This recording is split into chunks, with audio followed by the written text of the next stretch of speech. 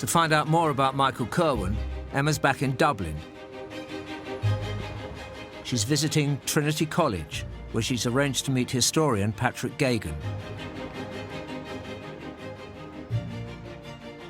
Patrick. Hi, Emma. Lovely to meet you. Lovely to meet you. This is incredible.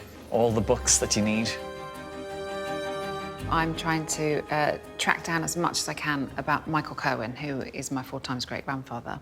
So can you tell me any more about him? Apart from all his brilliant work making these marble altars, he was very politically active, and he was certainly one of the leaders of the trade union movement because he was campaigning for workers' rights. And he became close to a person called Daniel O'Connell, who in Ireland is known as the Liberator. Daniel O'Connell is one of the greatest figures in Irish history. Remembered for his role in winning civil rights for Catholics and fighting for Irish self-rule. Would they have known each other? They were of different classes. Michael Kirwan is a working class hero. Daniel O'Connell came from a much more privileged background, but they would have met at political meetings. They would have seen each other speak, and they would have been aware of the other person. But they didn't always see eye to eye. In the late 1830s, Daniel O'Connell made some controversial speeches attacking the trades unions. He criticised their practices and even spoke out against the idea of trade unionism. Michael Kirwan was one of the first to stand up for the workers. Here's the Freeman's Journal from the 1st of December, 1837. OK. At a meeting of the operative stonecutters of the city to disabuse the public mind on the unwarrantable charges made by Mr. O'Connell against the trades of Dublin generally, moved by Michael Kirwan. The fact that Michael Kirwan is proposing one of the motions shows the level of influence he had in the movement. It shows that he was one of the leaders of it, and he's one of the key people who's really driving this defence of their actions. He was prepared to stand up for himself, and he was prepared to stand up against the most charismatic and the most successful and the most dominant Irish political figure of his day. So did that reflect badly then on Michael Kirwan because he'd challenged somebody that was held in such high regard? I think it reflected worse on Daniel O'Connell himself, because O'Connell ended up losing popularity in Dublin because of these attacks on the workers. And for a time he was booed on the streets of Dublin. He even considered giving up his political career and retiring. So I think in a way Michael Kirwan had the better of the argument. It showed huge courage, and it showed a certain kind of spiky character that he wasn't going to be pushed around. So what happened? Did they resolve their differences, or did they carry on fighting? They did resolve their difficulties, and here's good proof of it, because it's an article in the Freeman's Journal in October 1862. The O'Connell National Statue, what's that?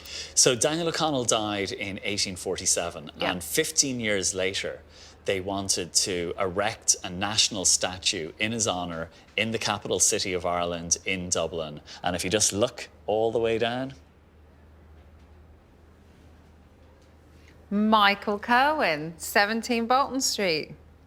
He's there! Yes.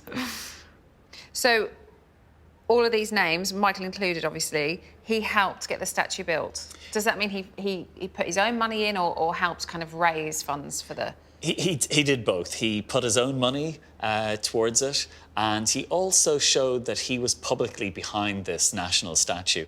Michael Kirwan clearly was hugely respected, or otherwise he wouldn't be taking such a prominent role on this committee. He carried a lot of influence because he was the champion of the workers. So he was a good man? A very good man, a strong man, good. And someone who was prepared to stand up and fight for his beliefs. And is it still standing? Can I go and see it? Yes, you can. It's on our main national street in Dublin, O'Connell Street, the street that's named in Daniel O'Connell's honour. And it's one of the great landmarks in Dublin. Oh, my goodness. While you go and see it, here's something that you might want to read on your own. Thank you so much. It's been a pleasure. It really is an incredible monument. And I think what I obviously love most is the fact that Michael Kirwan was one of the people responsible for making it happen. I kind of feel like I can take a bit of the credit for it.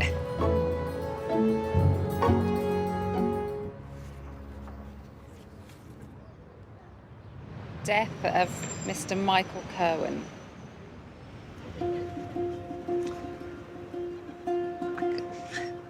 I know he's dead, but obviously I didn't really want to read about his death. Mr. Kirwan, we believe, was the first to establish the marble altar building in Ireland, and in many of the Catholic churches in this city and the provinces, excellent specimens of his work bear testimony to his talent and industry in the art. I mean, that's just incredible. I suppose this is kind of the first time I've really heard it, that they believe he was the first to establish the marble altar building in Ireland. So it began with him, pretty much.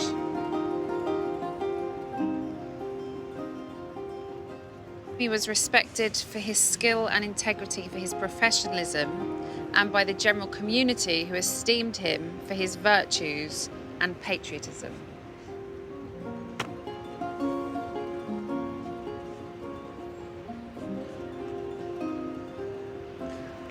I don't know why I'm getting upset about somebody that lived 150 odd years ago.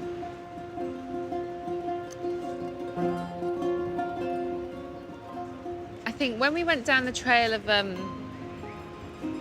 the Fowlers and I saw that there was a gentleman, I was quite excited because I'm from a working class family. So I thought that would be something quite different. And then that turned out not so well. So to then go on the path of the Kirwans and find a hard worker from a working class background that did really well, that's what I think is parallel to my family. What a fantastic man Michael Kirwan seemed to be. That is somebody that I'm immensely proud of.